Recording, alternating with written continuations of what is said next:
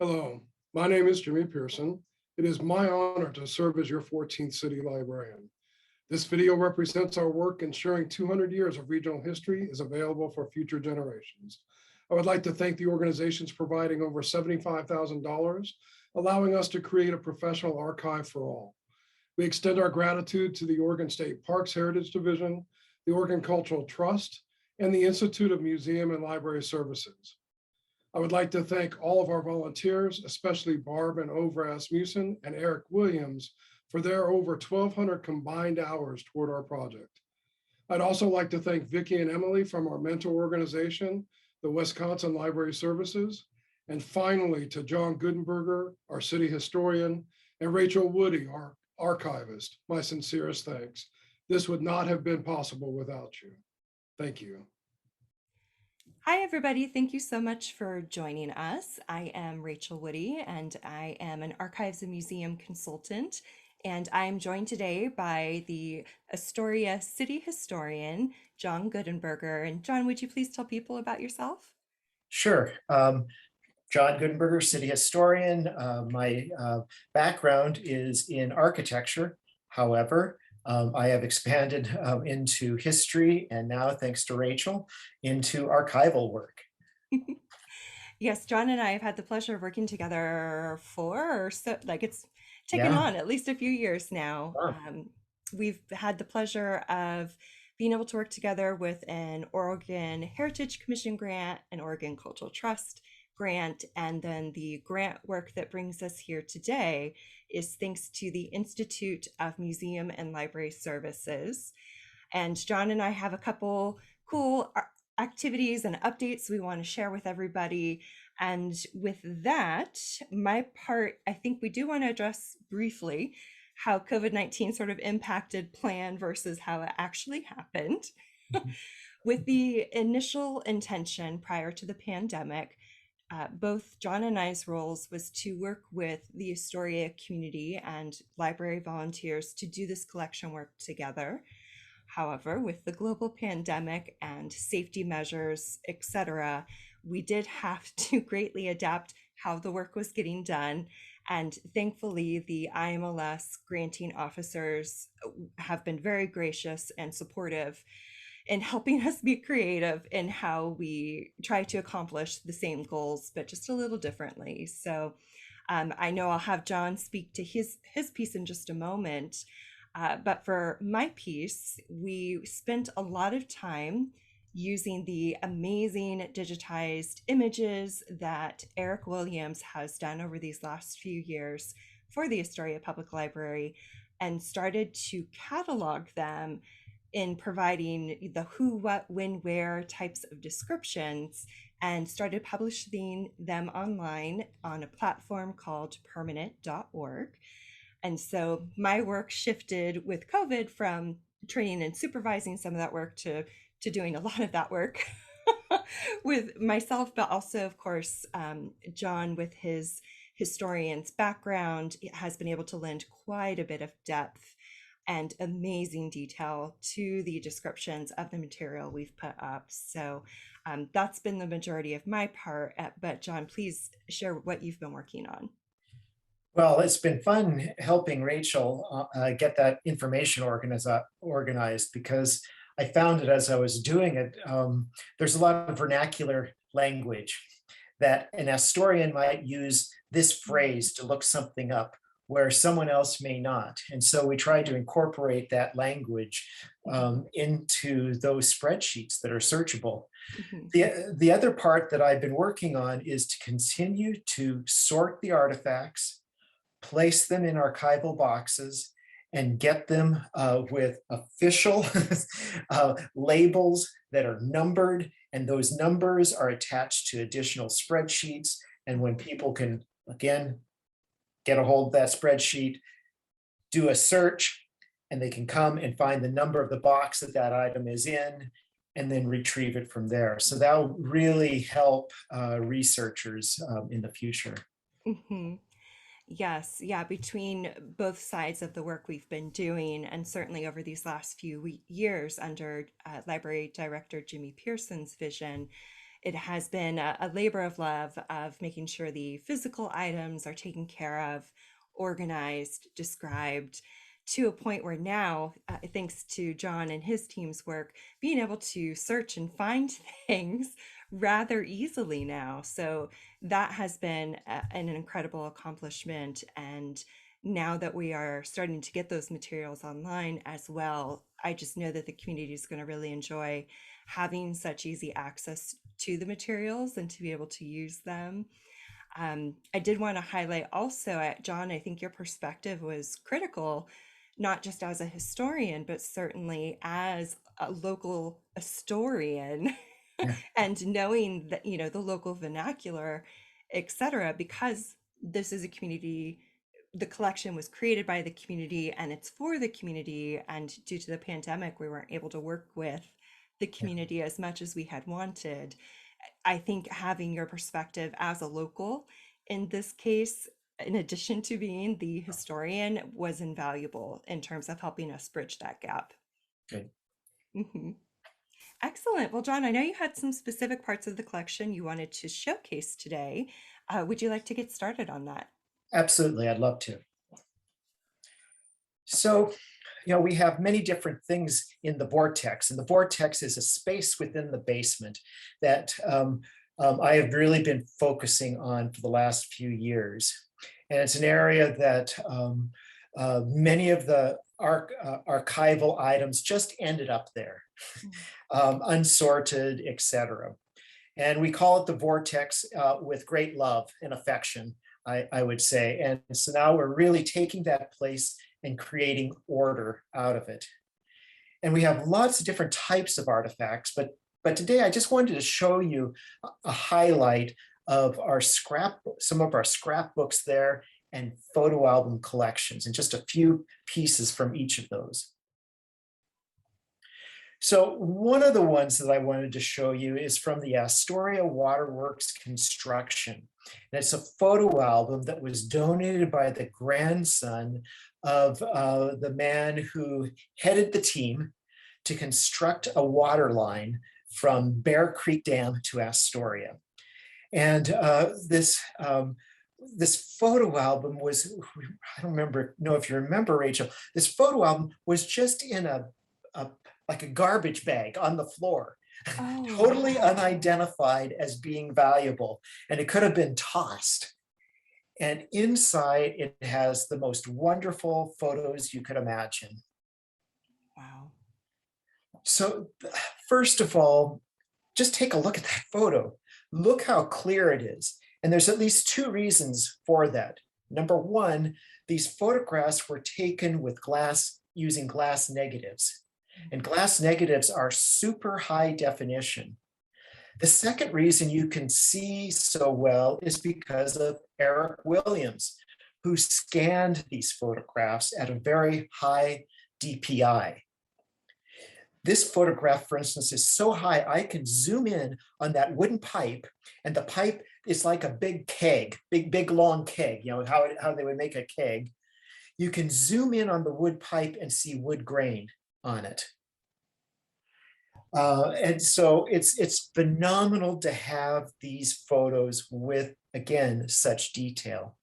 And here they are, cutting a trench through the woods, 12 miles long from the dam to Astoria, to the reservoir number 2, which many of you will recognize as being near Shively Park. Oops. I don't know why I'm not moving. There I am. We can definitely. Okay. Sure. All right, so this is Shively, this is reservoir number 2 near Shively Park, and you can see it's under construction. And here's the water house here under construction. And this is Niagara going along here. And this again is such high definition. I can zoom in and see the workers working here on the stonework, or see a worker here on the top of the wall of the building. And I can see the rubble down here below. Mm-hmm. One of the things that I've shown this picture to folks recently, and they're thinking, oh my gosh, well, what happened to the forest? It's gone. And yes, you're right. And the reason for that I can show you is from another document that was in the Vortex.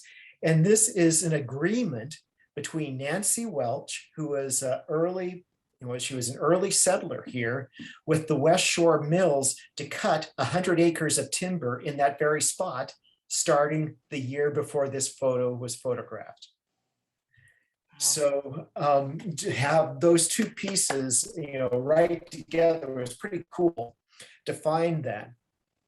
But I also want to show you something else that I found, and I've seen this photo, looked at this photo a million times, but because again, I had such a high definition, I zoomed into the background. And what we're going to do is we're going to go and look at this part right here. Now, this is 15th Street coming down here. This is Niagara coming across here. This is what we formerly called the Pioneer Cemetery and recently reinstalled its original name, Hillside Cemetery. Currently, there are about 25 headstones left. This is it in its peak, and these are the fences around the family plots. And you can see a couple of the obelisks here, and there's another one around the corner.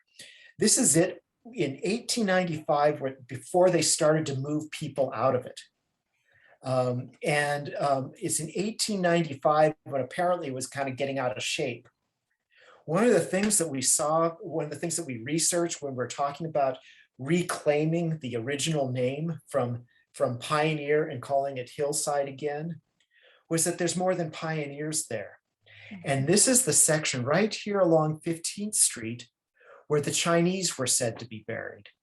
And we can't see any headstones here, but that doesn't mean anything. They may not be painted, they may be rotted, etc.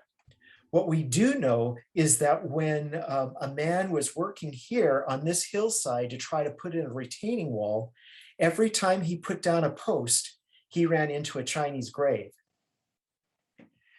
So this is an incredible photograph to reinforce that decision by the city to rename it its original name.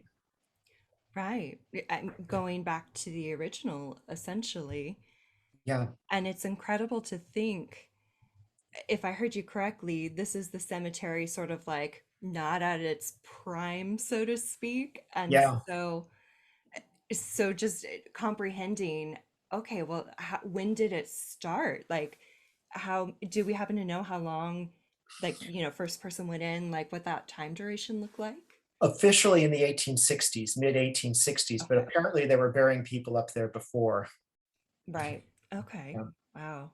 That's incredible. And to know that this section came from that much larger photograph, that is part of why, as archivists, it's so important that when we digitize things, that it is at such a high quality resolution, because so much historical information can be found in the details, especially for these visual images. So it's so cool to see both your and I's worlds in terms of like, this is exactly why we do it, so we can see this cool stuff. Yeah. Yeah, so the kind of the subtopic of this presentation is finding things that you may not expect within the archives. So I'd like to go next to the Vanduzan Scrapbook, and this was donated by the Vanduzan family. Once again, an early family in the area. They came in the late 1840s. And this is a spectacular scrapbook for many reasons. One of the reasons is that it's a scrapbook that was placed within an old wallpaper catalog. So behind all of these newspaper clippings are spectacular swaths of historic wallpaper. And sometimes it's hard to know whether you should be paying attention to the wallpaper or to the articles themselves. The articles themselves are both historic and contemporary being the 1950s. And they are largely articles about settlers, early history, etc. Just things that interested a member of the Vanduzan family over the years. And it's not chronological, it's just as they were interested, they would clip something out and apply it to the wallpaper. So this article is about the arrival of the Welch family. And you remember that Nancy Welch is the one who signed the deed with the West Shore Mills to cut down the forest up near the cemetery. And it's just really neat for that connection. Here's a picture of the third house that they constructed. And it's this beautiful Italianate house. And local folks would recognize the site, but the house doesn't exist there anymore. The house was on the site of where the Flavels had their residence on 15th and Franklin. But this was picked up and moved down the street.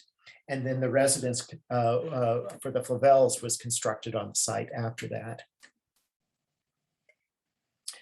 And then we go to this, another swath of wallpaper.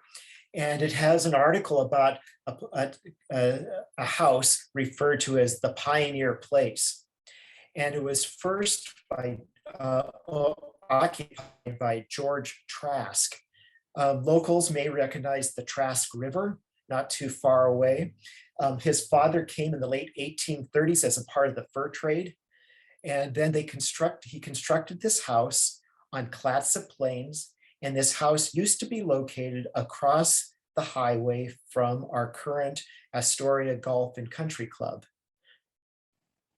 Then the house was occupied in 1855 by John and Diana Hobson, and was largely known as the Hobson House for many, many, many years. This house lasted until 1964 when it caught fire and burned to the ground. So it's kind of neat, if nothing else, even also get an interior view of the house. And that's not very common for these historic houses, the pioneer houses, to get interior photos. Yeah, this must be great reference information. And knowing the last batch of the collection materials you and I just worked on for the descriptions, a good portion of that was some of the historic homes and the photographs throughout the decades, and the documents or the historical homes tours throughout the decades, just to help provide the contextual information as well as like the timeline. Yeah. So we're going to move from a photograph of the John and Diana Hobson residence and go and look at their scrapbook. The scrapbook was put together by their great niece, if I have the lineage correctly, Marjorie Halderman. Marjorie Halderman was a librarian at Astoria High School. So first we start off with this photo. It's wonderful for any number of reasons. This is John Hobson here and one of his buddies. And they were on their way back east, and they were going to go to England to get more British people to come and immigrate to Oregon. Now, the Hobsons came here in 1843 with Jesse Applegate and Whitman and the Great Migration, and they settled in 1843 on Clatsop Plains. And here he is going back home to Britain to get more folks to come with him. I also am fascinated by this picture because it's an early example of photoshopping. These two guys are not sitting next to Niagara Falls. You know, I'm so glad you said something, because just in general, it looked a little off for someone who's familiar with historical photos, yeah, but also the facial expression of like, yeah. ooh, I'm acting impressed and surprised. Oh, that's so Yeah, funny. Please, sorry yeah, to interrupt. Please tell us no, more. no. So this gives us a nice picture of who is contributing or whose artifacts are within this scrapbook, because it's really Marjorie who put this scrapbook together. And so what she has done is sometimes she just has old letters. So here's a letter from 1852 to John Hobson in Lexington. Lexington is or was in what's now Hammond, Warrenton area, so just outside Astoria. That's its original name, out near Skippon, that whole area. And in some cases, what she does is she will transcribe the letters, and I'm assuming that she types the typos as written in the letter. And what I find so interesting about this letter, it's January 1st, 1863. And listen to this. I suppose you feel somewhat interested in the war in America. Today is the emancipation of all slaves belonging to rebels that are in armies against the United States of America. I mean, just think of having a letter from that date. Right. Well, and to hear their description of an incredibly historic action and an event. Yeah, and also acknowledging they aren't really in the United States yet, so to speak. I mean, really, well, okay, I take that back. Oregon was a state. I take that back. Barely, But they, yeah. yeah, but they still talk about it as if it's almost a foreign country. Well, sure. Yeah. Yeah. Wow. So that's pretty cool to get that perspective, a firsthand perspective. And there's these diaries as well that they have, coming across the plains and other things that I find, the firsthand point of view is incredible. These folks are very literate, they write well, and they've seen so many things that we will never see. Right. So then we go to another historic event, the 1955 scrapbook of the reconstruction of Fort Clatsop. And the Astoria JCs took the time to put this together because they were intimately involved in the reconstruction of Fort Clatsop. So we start off, here's the sign, the highway sign that used to be out on the alternate highway to Fort Clatsop. And then here's a photograph of the site before they reconstructed the fort. There was just a flagpole out there. And sometimes there was a plaque, but apparently they had a hard time keeping the plaque in place because people kept stealing it. And they have within the scrapbook these snarky letters from tourists saying that they drove out there to see the fort and all they found were empty beer bottles thrown about in a parking lot. And so there was this feeling of, we have this really historic site, we need to do something with it. And so the solution was, in their minds, to reconstruct the fort constructed first by Lewis and Clark. And so it was a big community project, and Crown Zellerbach donated the logs.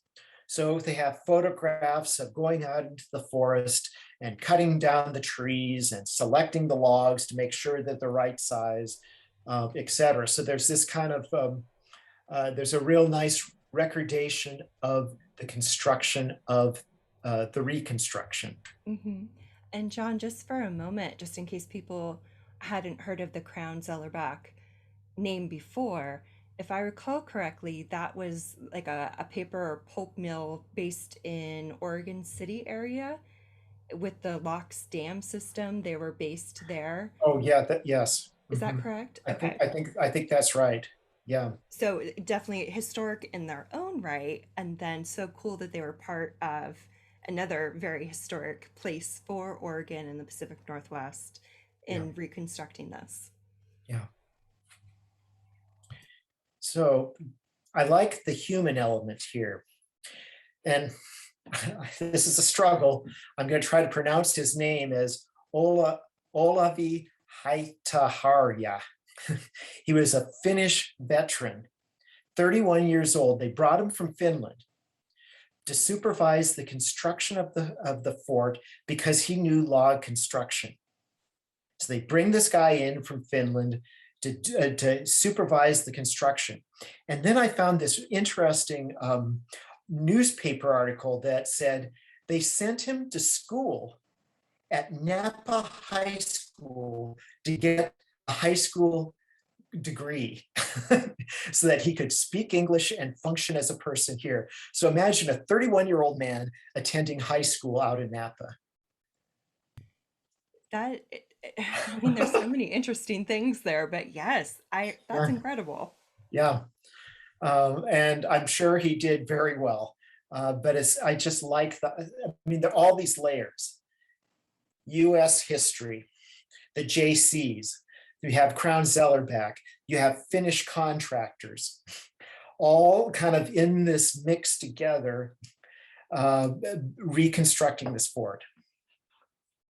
So I find that fascinating. And then here's another a kind of a surprise that I found along the way, another one.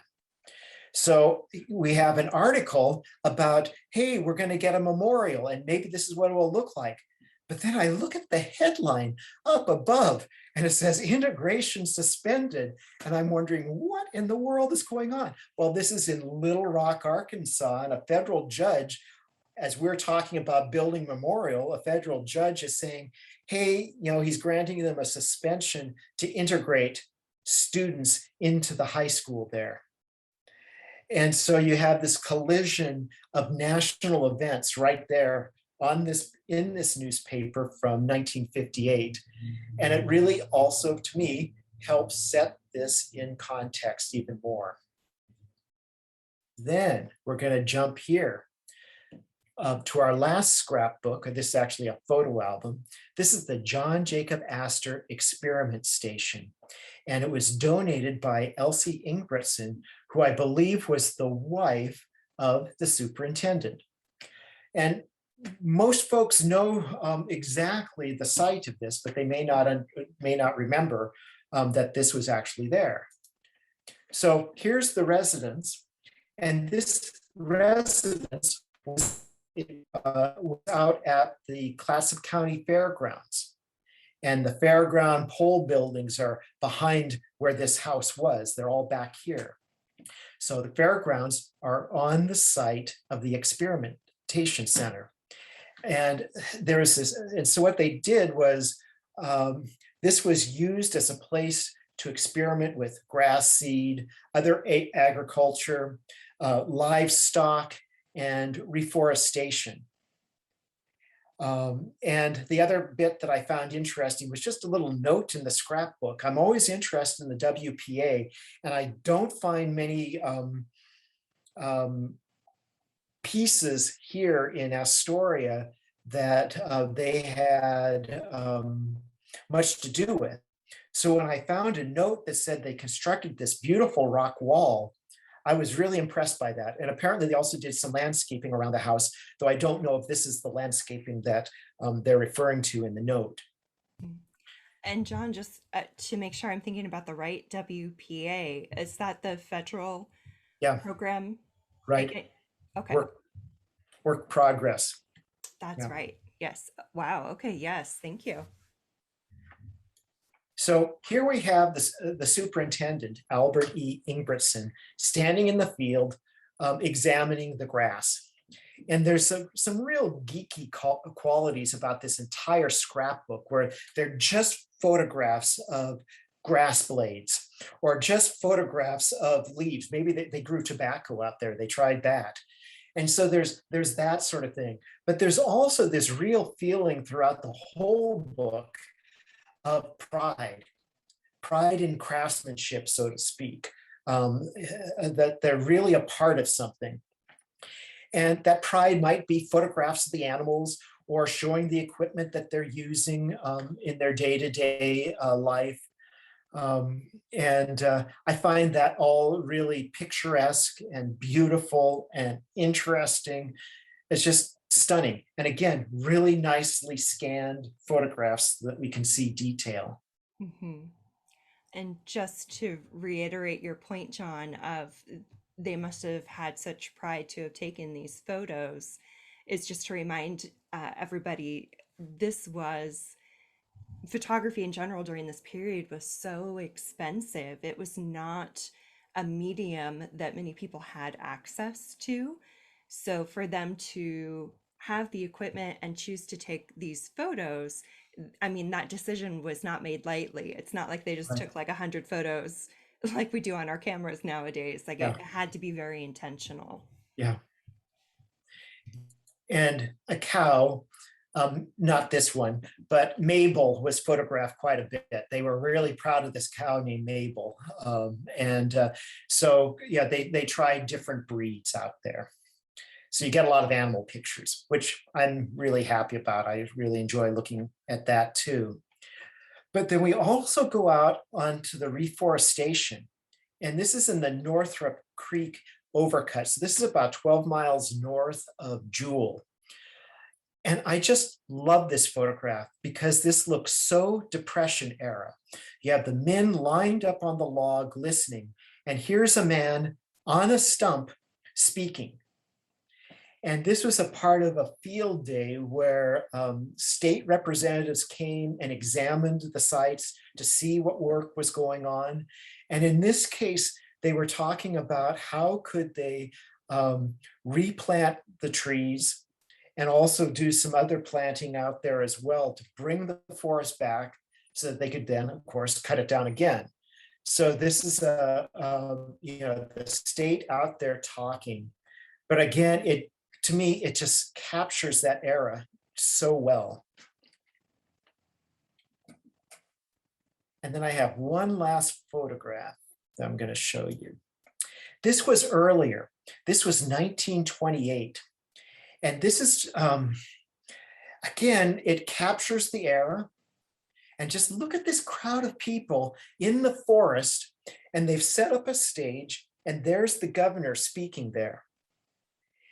And the governor, William Pierce, became interested in reforestation at the end of his term as governor. And so that's why he's out here talking with folks.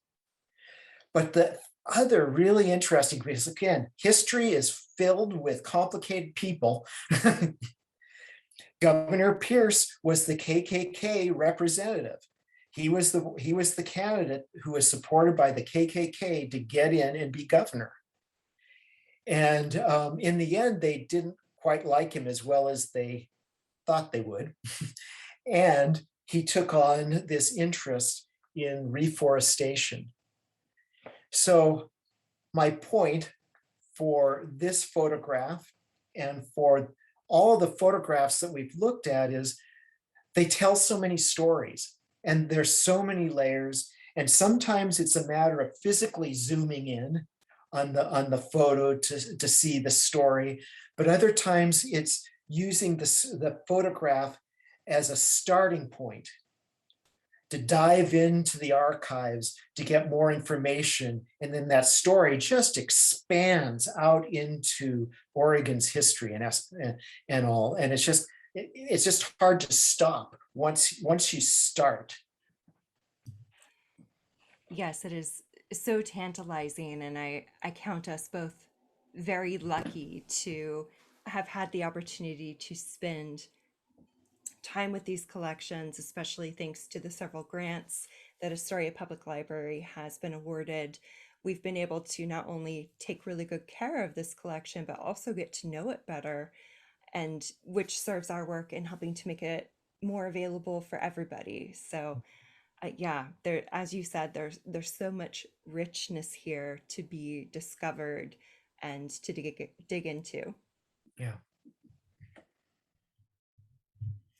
You can view these and many other items on the Astoria Public Library Archives permanent.org page. Please view our collections of more than 500 materials, ranging from collection features, historical documents, and photographs. As you view each gallery, please feel free to click through to view the descriptions as well as download any of the items that you see. Thank you.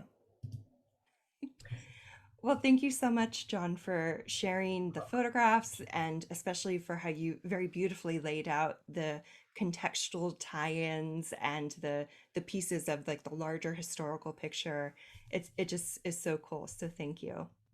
You're very welcome. It's been great fun Mhm. working on the project and seeing things that I'd never seen before and learning about things I never had even thought about. So it's been a great opportunity for me.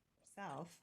And we just want to say thank you so much to Jimmy Pearson, Library Director of Astoria Public Library, the visionary for this and many projects, as well as Eric Williams, who has done such a tremendous like labor of love for getting all of these digitized so beautifully, as you saw, so that John and I could do this work.